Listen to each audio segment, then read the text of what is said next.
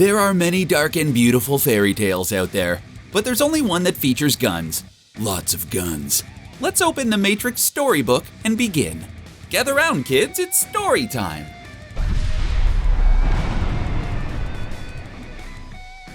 Once upon a time, there was a young man named Thomas Anderson. He had a fairly ordinary life, working a fairly ordinary job. When he wasn't working, though, he had a secret life as a hacker for hire and broody nightclub visitor. This might seem special, but it was also fairly ordinary according to movies that came out in the late 1990s. The 90s. Little did young Thomas know that his entire life was about to change. He was about to discover that everything he thought he knew was a lie. One night, he meets a woman named Trinity, who tells him that the mysterious Morpheus has the answer he's been looking for all his life. The secrets to the Matrix. Soon after, he's hunted at work by a pair of government agents. He's tipped off about their arrival, but finds himself too afraid and powerless to escape them. Soon he's incarcerated, interrogated, and implanted with a strange device as his mouth is melted away. It must be said that this was a particularly stressful day for our little Thomas, but it would only get worse from there. Trinity and her fashionably dressed, well-armed pals find him and remove the device from his belly button. It's pretty gross. How they acquired this very specific belly button vacuum machine is never explained, but that hardly matters. For our Thomas is finally introduced to Morpheus, the mysterious stranger with the epically small sunglasses that somehow attached to his face offer him a simple choice. He holds out two pills, one red and one blue. The red pill would show him the truth about the Matrix at the cost of everything he had. The blue pill would return him to his normal life where he would eventually meet Sandra Bullock at a lake house and live happily ever after. Though that's an entirely different and much worse fairy tale. Moving on. Our hero takes the red pill and abandons his life as Thomas Anderson in favor of his hacker persona Neo. After he does so, the world around him starts to shift and change. Just as he was thinking that he should have read the terms and conditions before taking the pill, he falls unconscious. Well, actually, he wakes up. Quickly, he realizes that this is the first time he's ever woken up in his life. Once he opens his eyes, he finds that he's lived his entire life strapped into a machine in a big orb of goo. It's pretty gross. As he begins to move, the machine lets him go and falls into the water below. That slide looks like it really hurts the skin. Afterwards, he's saved by the real Trinity and Morpheus. Soon after, it is explained to him exactly what has occurred. Morpheus shows him that his entire life is lived inside a computer simulation. Essentially, he discovers that he's been living the real-life equivalent of Plato's allegory of the cave.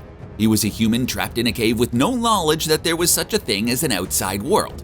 Well, either Allegory of the Cave or the equally important 1994 cartoon classic Reboot.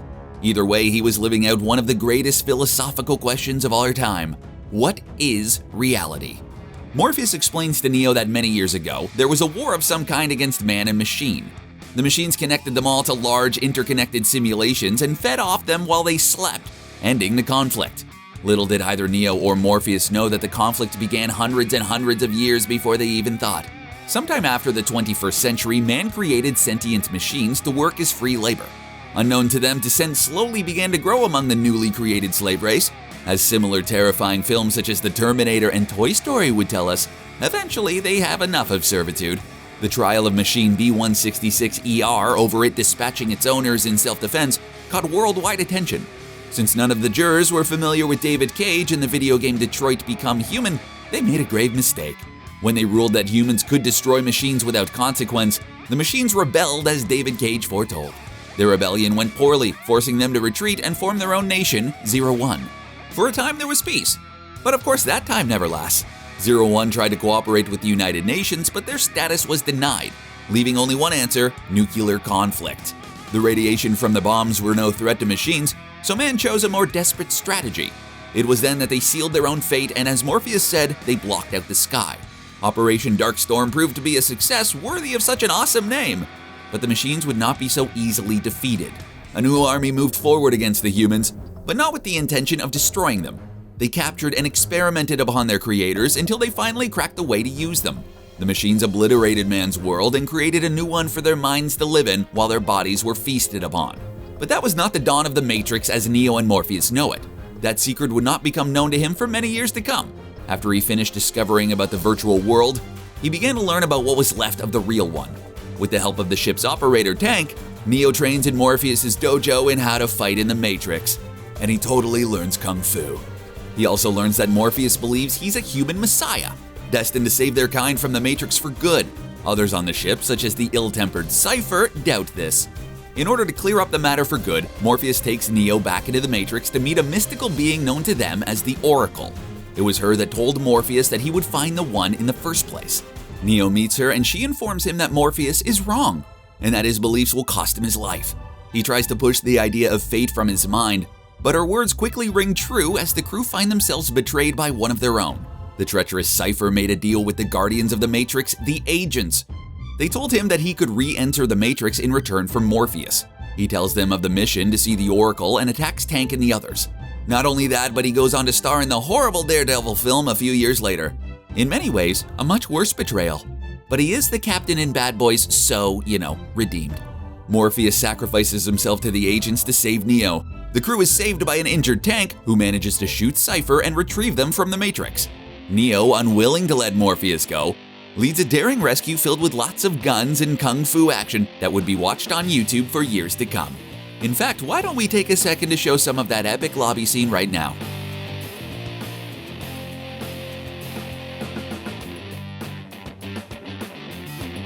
Oh, yeah, that's what you came here for anyway. You're welcome. And cue the pillar falling as the elevator door closes. Yep, that's an awesome scene.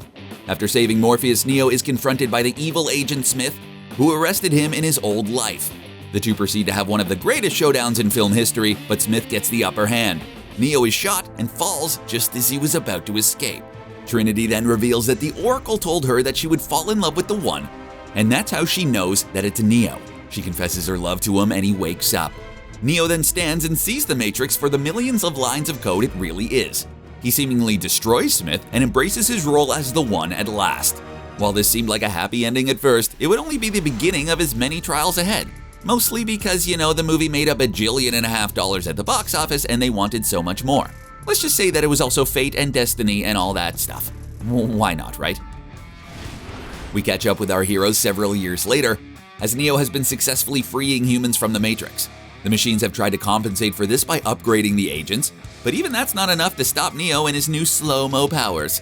The machines, desperate for a new edge against the growing threat of humanity, try a new strategy. At that moment, an extremely flirty training session is interrupted aboard the Osiris. The crew has accidentally discovered a huge army of machine sentinels searching for Zion. The ship risks everything by having a young crew member named Zhu drop her Captain Thaddeus' message about the army into the Matrix. Captain Niobe of the Logos and her right-hand man Ghost enter the Matrix and find the message. Did you catch the joke there? They entered the Matrix. See, because that story was told in the video game that was literally called, never mind.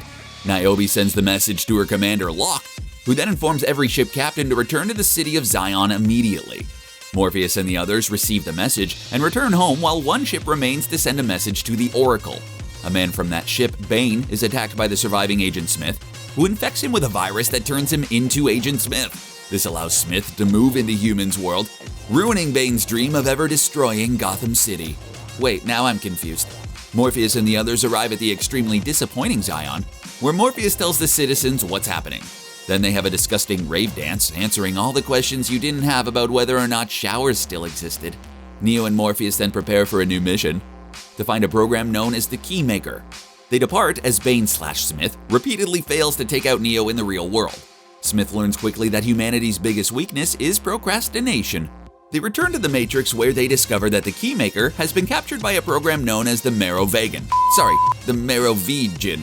Hold on, let me Google that really fast. Merovingian. Why does that still sound wrong? Neo's conversation is broken by Agent Smith and his backup dancers, the also Agent Smiths. He and his army of themselves attack Neo, and it's no use. Neo fights so hard that it literally causes a lag in the Matrix. Either that or it causes the animators to blow through their budget, making it look like the PlayStation 2 version of that fight. After Neo gets bored and Superman's away from the Smiths, he and the gang find the Merovingian at a restaurant. There, the Merovingian explains himself and proves that his original program was to teach freshmen Philosophy 101. They fail to get anywhere with him, but his wife Persephone doesn't fail to get anywhere with Neo. Heyo! After a brief smooch with the One, Persephone betrays her husband and shows them the Merovingian's home. Morpheus and Trinity find the Keymaker and have an awesome chase sequence against a pair of ghost programs and some agents. While they try to save the Keymaker, Lawrence Fishburne and Carrie-Anne Moss try just as hard to save the movie. Have you seen that scene recently? It's surprisingly awesome. Morpheus has a freaking samurai sword that cuts your memories of that restaurant scene right out of your head. Meanwhile, Neo fights against the Merovingian's henchmen, who clearly didn't get the memo that Neo was unbeatable.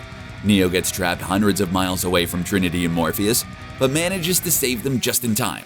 Then they lead another daring mission with the Keymaker to find the source of the Matrix. There, Neo meets the Architect, who is played by none other than Will Ferrell himself. Wait, no, that's the wrong clip. That's the MTV Movie Awards. My bad, everyone. My bad. He meets the Architect, who is played by an actor whose career was pretty much killed by this scene.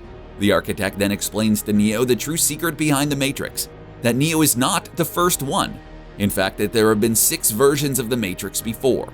In one version, the one was trapped on a speeding bus, while in another, he was a time-traveling rock star, and in another, an undercover surfer cop. Evidently, the first build of the Matrix was too much of a paradise for humanity to accept. Other matrices, that's Matrix plural folks, were too horrific. That's why they devised the one set in the late 90s, which every millennial will agree was the peak of human civilization. It had Seinfeld, Cowboy Bebop, and all that. The Architect pretty much nailed it. The only thing it was missing for humans was the ability to make a choice. That's where the One comes in. The Oracle is revealed to be a program designed to understand humans. This explains why she's always giving them cookies. Cookies. The two programs devise a system that would give the humans the illusion of choice. The One would be created, a human who could manipulate the Matrix. He would then be given the choice to reboot the Matrix, dooming Zion, or allow it to degrade, dooming humanity. Every previous one had chosen to reboot it, but Neo chooses to go back in order to save Trinity, dooming the Matrix. He saves her life and ends up stopping a sentinel in the real world, but falls into a coma. Meanwhile, the army presses on towards Zion. Neo eventually awakens from his coma after a confusing subway sequence that will do you a favor by skipping. He and Trinity go off searching for the Machine City 01 as everyone else returns to Zion to face the onslaught of the Sentinels. What follows is an amazing battle as wave after wave of machines descend upon the city, met by a ravaged underdog army. Well, it probably would have been amazing if the Battle of Helm's Deep from Two Towers hadn't been only a year earlier. In retrospect, Reloaded and Revolutions, both coming out in 2003, was a big mistake. Meanwhile, Trinity and Neo are attacked by Bainesmith. He beats up Neo and then lifts him over his head and breaks his back after giving a big speech about how darkness isn't really his ally. Oh wait, no, that's the wrong trilogy ender. Bane blinds Neo, but it turns out that the darkness was actually his ally, as this awakens Neo's ability to see the Matrix in the real world. He can now see Smith instead of Bane and defeats him. Neo and Trinity then fly above the smog created by Operation Darkstorm. Trinity sees the sun for the first time before they crash into 01, costing her life. At least she got that one nice moment, huh? Neo crosses into 01, where he meets the machine leader, Deus Ex Machina. Hold on, that can't possibly be its real name. Let me fact check that. Nope. Deus Ex Machina is its literal name. This is not a franchise that dabbles in subtlety. Neo makes a deal with Mr. Machina that he will stop Smith from destroying the Matrix in return for a truce between man and machine. Deus agrees and allows Neo to re-enter the Matrix where Smith is waiting for him. This new Smith, having absorbed the Oracle, is now as powerful as Neo. The two then proceed to have a showdown that's really similar to the Superman vs. Zod fight from Man of Steel, but just not as good. That's why I prefer the final boss in the game, Path of Neo, which has a supersized Smith made up of pieces of the Matrix and billboard sunglasses. It's pretty awesome. Either way, Neo defeats Smith and allows him to absorb him. This causes Smith's destruction and saves both the Matrix and Zion. The trilogy ends with the Architect and the Oracle looking up upon the horizon of a new world. As we've been taught already though, peace is always fleeting. It's been announced that The Matrix 4 is coming with Black Manta from Aquaman, half the cast of the underrated Sense8, and Barney Stinson, somehow. More importantly, Keanu Reeves, Carrie-Anne Moss, and Jada Pinkett Smith are all back as well. Lawrence Fishburne isn't confirmed yet, but let's be real. If he would play Morpheus for a Kia commercial, he'd come back for a sequel. From the look of the photos, the new Neo is world-famous assassin who gets back in the game after his dog is attacked and his car is stolen. John Wick would be a much better one than Neo, and we all know it.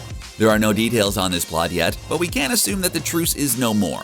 It's unlikely that the destruction of B-166ER or the subjugation of man will ever be forgotten by either side. Expect more guns, kung fu action, and complicated philosophy you have to Google later when the next chapter of The Matrix is written for us all.